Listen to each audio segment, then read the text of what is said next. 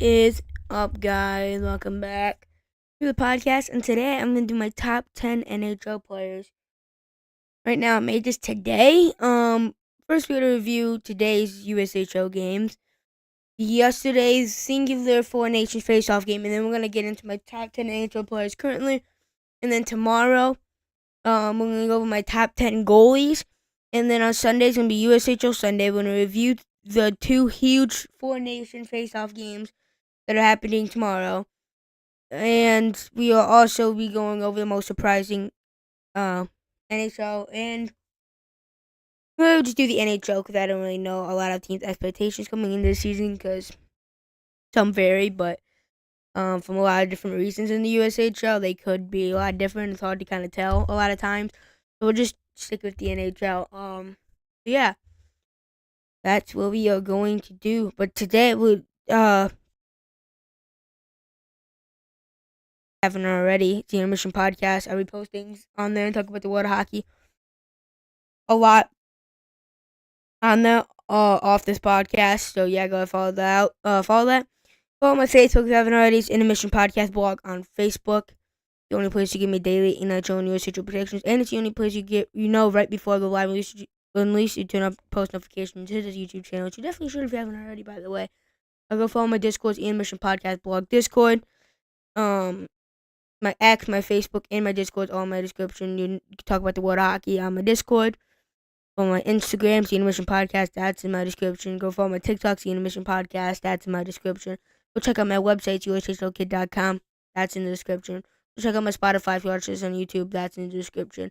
Go ahead and go check out my Twitch, that's in the description. There's a USHL group with about 5.2 thousand USHL fans, and there's a Saints for Life group, which is about 1,000 to be Fighting Saints fans, and they're also in the description. So all that stuff's in the description here, and many other things as well. So go ahead and check that out. Check out the description. Check out all the stuff that's in there if you haven't already. You don't have to, but greatly appreciate it. Subscribe to the channel if you like these daily podcasts and you want to see more of these. Like this video if you like their specific podcast episode. If not, comment why. Tell me why. But if you do like it, like this video if you haven't already. The post notifications to YouTube channel if you haven't already. Follow this podcast if you watch it on Spotify. Yeah.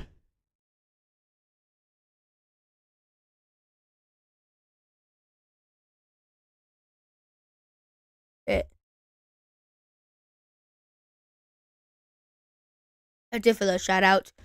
So let's go ahead and get into the slate of USHL games today. Sioux City Musketeers take down the Tri-City Storm in Tri-City 4-1 for Tri-City. I really like Tri-City's game overall, but Sioux City scored 3 unanswered goals in the first period, going into the second period with a 3-0 lead. Very hard for Tri-City to come back.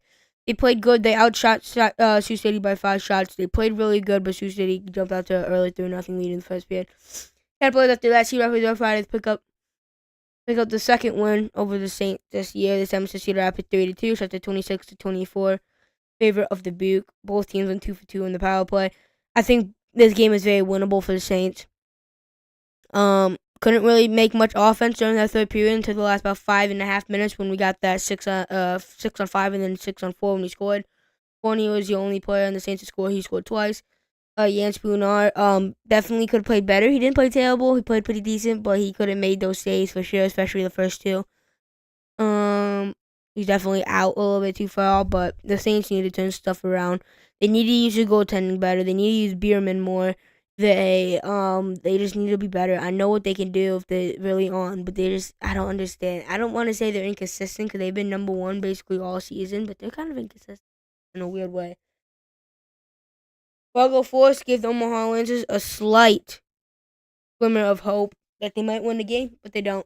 Fargo Force take it in overtime. That's a 38-19 favor Fargo. Fargo dominated Omaha. Omaha's goaltender kept them in the game the whole time. Dragged the Omaha Lancers to overtime in that game, and they ended up losing in Fargo. Fargo played a great game. They should not have went to overtime with Omaha. I get that, but they doubled their shots. 38-19. They didn't get a single power play that game, so they did what they needed to do.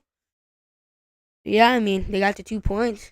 Not the prettiest one, but they got the 2 points. Madison Capitals finally beat beat their in-state Wisconsin rivals 8-5.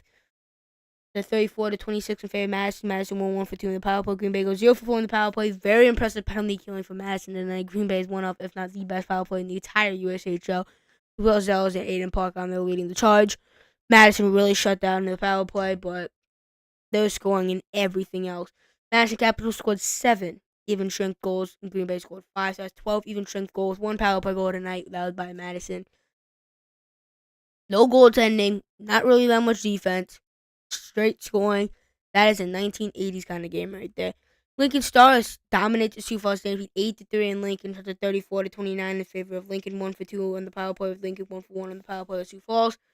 Lincoln's on a 12-game win streak right now, I think, or something like that. They're dominant. They're the best team in the USHL right now. I don't think that's much of an argument. Sure, you can say like the Saints or the Stampede, when they play the best, they can beat the Stars. Sure, the Stars are on a different level than all the right now. As a Saints fan, I hate to say that, but they are. Waterloo Blackhawks take down the Buccaneers pretty easily, 5-2 at home, such a 26-20 in favor of Waterloo. Waterloo 1 for 2 in the power play to 50%. Des Moines was 0 for 3, perfect penalty killing on the night for Waterloo. Waterloo did go down 2-1 at the end of the first period. Waterloo realized, like, hey guys, we're a way better team than Des Moines. We need to pick up these 2 points here. We're at home in a Carabao Cup matchup. They figured that out. They got 2 unanswered goals in the second period. Went up 3-2 heading into the third. They scored 2 more unanswered goals in the third period. 4 unanswered goals for Waterloo Blackhawks take down the Des Moines Buccaneers at home, 5-2 to end the night. So yeah, that's the USHL games. Pretty interesting games. Did not like my game because I'm a Saints fan, but it is what it is. USA takes on Finland. Heading into this game, I had high expectations again because I'm telling you, that Canada and Sweden game really set my expectation to the roof for this Four Nation thing. Want to see what they can deliver here. Henry Arokaro, who first goal seen by Grönland Amada, 7:31 first period. The already pretty bad Finland defense had a couple injuries. Arokaro, who was a replacement for one of those guys, he scores. Pretty to Chuck first goal season by first goal of the tournament. This is by Matt Bodie and Morensky, 10:21 first period, ties the game for USA. And then with about 2 minutes and 56 seconds left in the second period, and Matt Bodie, first goal of the tournament, assisted by a fellow Minnesota Wild, Brock Faber. He tips in a Faber shot. Bodie gets it in. Also assisted by Kyle Connor.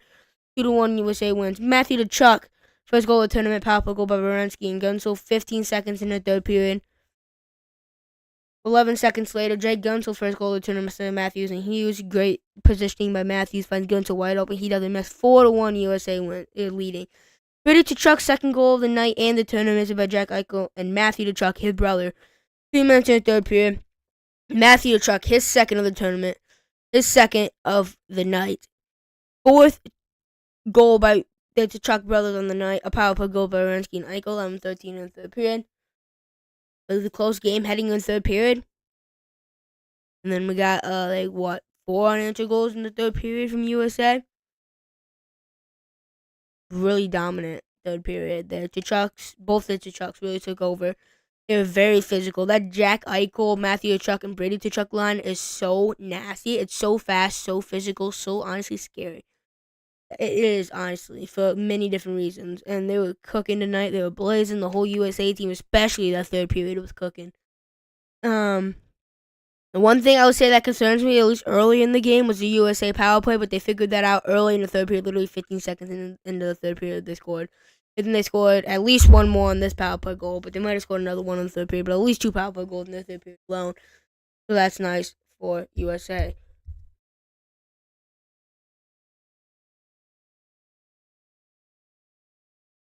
But yeah, that's really nice for USA. Um, Honestly. So yeah, I had high expectations for this game. They still found a way to blow my expectations out of the water every time.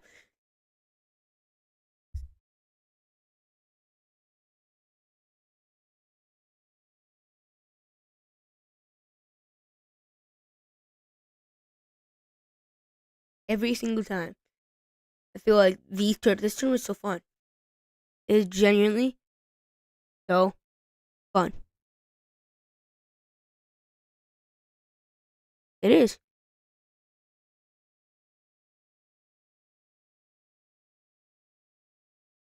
it's really fun. Like it's very entertaining, high pace, action packed. 27, 21 shots games for Hellebuck. Left off is picking up wherever he left off during the regular season. USA defeats Finland 6-1. Saturday is the next slate of NHL games. But with that being said, you're the Four Nation tournament. So games to be specific. But yeah, here it is. Top 10 players in the NHL. No goalies involved in this because we're gonna do a top 10 goalies list tomorrow. So no need for goalies here. This was made technically yesterday because it's after 12 a.m. technically, but today. So yeah. With that being said, let's go straight into it.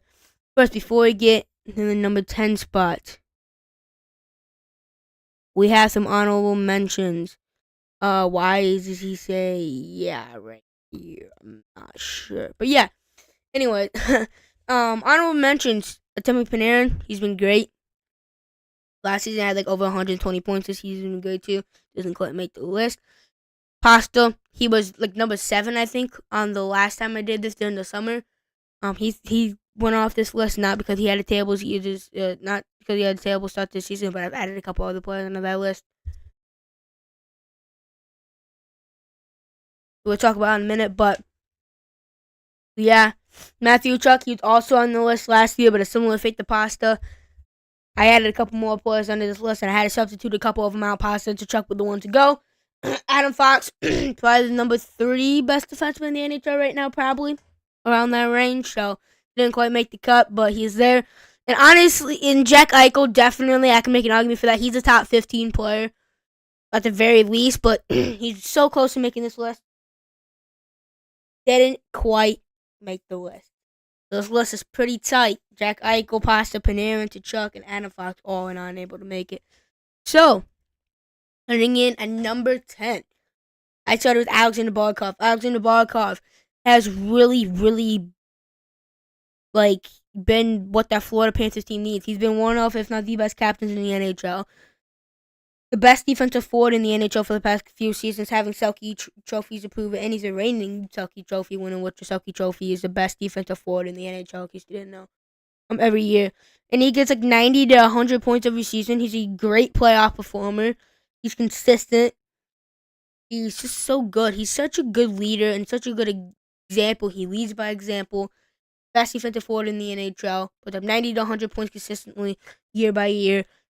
Can steal a game. Really smart, really high IQ, really good leader. Everything. Barkov's got the package. The only reason why he's not going up is because he doesn't put up 110 points a season. Is the best defenseman in the NHL who we'll talk about. You're number 1 and number 2. I kind of just spoiled. But is that? But number 11. Not a minute. I think it auto corrected because I went backwards. That's fine. But number 9, we got Kirill Kaprizov. Kirill Kaprizov of the Minnesota Wild. Kirill Kaprizov really, yeah, he's a one-man show in Minnesota. Like, they have good other talent, but Kirill Kaprizov can put up 110, probably like 120 plus points a season. Not really having the talent that people like Connor McDavid, Draisaitl, McKinnon, Kucherov, Matthews, all those guys have. He doesn't. And he's still putting up 110, 120 points a season when he's fully healthy. So, I don't see why he can't be up here. I'm going to have to change these numbers as we go because they're auto-corrected. Bro, really? Oh my god. I'll put a space. Both like off.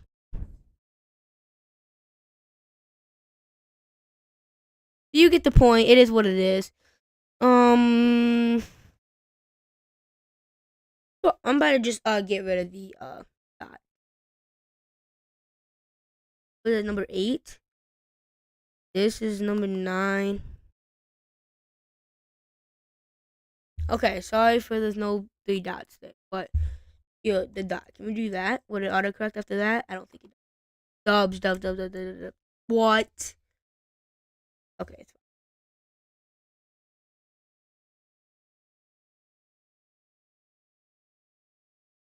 Okay. So number 8, Quinn Hughes. I mean, he was the best defenseman in the NHL last year for sure. Won the Norris Trophy, which is the best defenseman in the NHL. So yeah, this season's it has been him, Cale Makar. He's been phenomenal. Besides Cale Makar, who we get to Cale Makar in a minute here. He's next, but yeah, Quinn Hughes has really, really been one of, if not the best defenseman in the NHL for the past couple of seasons. He's really taken off these past couple of seasons. But number 7, don't even talk about that. That says number 13. Number 7 is Cale Makar. Cale Makar. The only reason why I don't pick Quinn Hughes at bottom is Cale Makar with the track record. That 2022 season is one of, if not one of the best defense years from a defenseman that ever. Honestly. 2023 had a bit of down year. 2024 he bounced back to pretty close to that 2024 form, 2022 form when he won the Stanley Cup, and he was that dude in that run. So I had to give Cale Makar that track record. But if Quinn Hughes wins the Norris again this year, Quinn Hughes would be quite a bit above him. Not quite a bit above him, but above him at the very least. So we got number 6 is Sidney Crosby. A guy at 37 years old is still number 6 best player in the NHL. That's really something special. That is really something special to see. He's proved it in the first game of the 4 Nations. He got 3 assists in that performance, carrying this Penguins team to relevancy, trying to make them get trying to get them to make the playoffs by himself. Maybe Evgeny Malkin's been there too. He has been, but still. And he's just so good, so skilled, such high IQ, such good backhand, such good hand-eye coordination, such a good shot in general. He's nice in every way, shape, or form.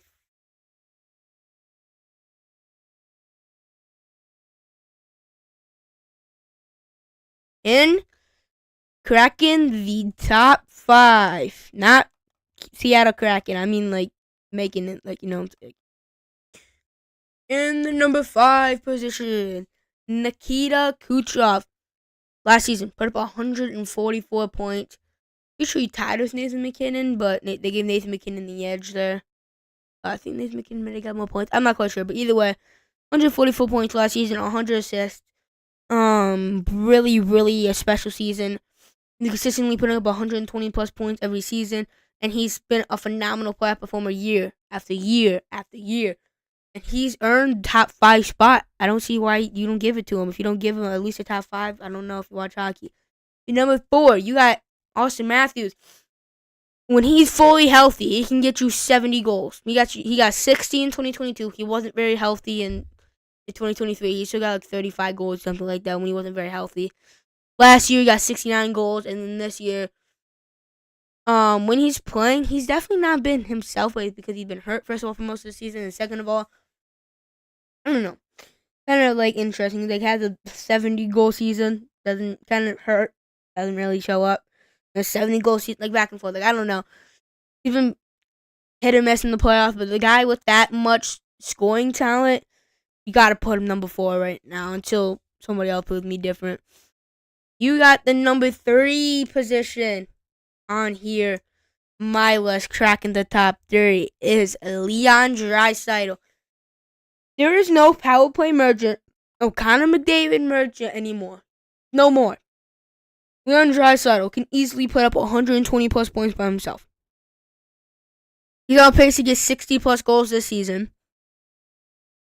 Win the Hart Trophy at this pace over McDavid. So, you can't. He's something special. He is. He is no McDavid or power play merchant. But speaking of no power play merchant, you got Nathan MacKinnon. Nathan MacKinnon can turn the game upside down in a snap of a finger. Nathan MacKinnon. He's fast. He's strong. He's speedy. He has a wicked wrister for sure. He has phenomenal handles. He's good. He's really, really good and underrated at defense. And so is Austin Matthews, by the way. I forgot to mention that Austin Matthews is Selke level defense, honestly, when he wants to. Phenomenal defensively. So yeah, Nathan MacKinnon's great. He's got it all. Got 140 plus points last season, almost 150 points last season. Won the Hart Trophy last season. It's either gonna be him or Draisaitl to win it this season for sure. And number one, I think everybody kind of guessed it here. It's Connor McDavid. I know Connor McDavid hasn't been putting up the Nathan McKinnon level or Draisaitl numbers, but that 2024 season, 2023 season, I think the 2023 season, when he put up 64 goals and like 150 points, that might not be replicated in a very long time. 153 points or 64 goals. That's not something that happens all the time. And I might even still give Nathan McKinnon the edge over him, even besides that season alone. He's won multiple Hart trophies in the past. He's done it all. He's been the best player. But that playoff run last year broke Wayne Gretzky's record for the most assists in a single playoff run. He had like 40-something points in like, I don't know, like 20 games? Not even. Yeah, it'd be like a little over 20 games, like 22, 23 games. He had like 40-something points. So that's about a 2 points per game in the playoffs. Broke Wayne Gretzky's record for the most assists in a single playoff run. He lost in the Stanley Cup Final Game 7 by 1 goal in Florida and still won the Calder, which is the playoff MVP if you didn't know. But he still won it even though he lost. That's only happened like 2, 3 times in NHL history. I don't remember. I think it's either one of those two numbers. But a very low time. Very low amount of time. And he's done it. That's how good that playoff run last year. Generational. He's been phenomenal in the playoffs every single year. You could say the same thing from McKinnon, Draisaitl, Kucherov, Crosby, those guys. Of course, but that playoff run really separated them, and I think that's really what put them over the edge for me to keep them at number one. So, yeah, that's going to do it. I hope you enjoyed my top 10 NHL players right now. Hope you agree with it. If you don't agree with it, feel free to comment.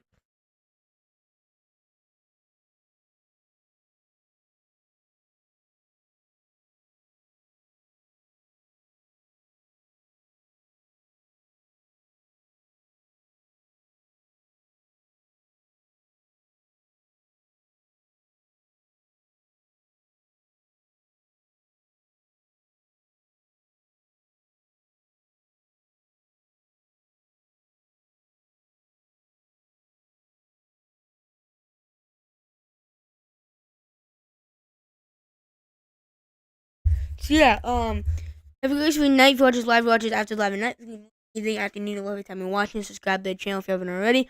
Follow the podcast, watch us on Spotify, turn post notifications, YouTube channel if you haven't already. Like this video if you haven't already. And I hope you enjoyed today's top 10 NHL players, my list. In episode 16 of season 9. I'll see you guys tomorrow for episode 17 of season 9 for my top 10 goalies in the NHL right now. I'll see you guys then. Peace.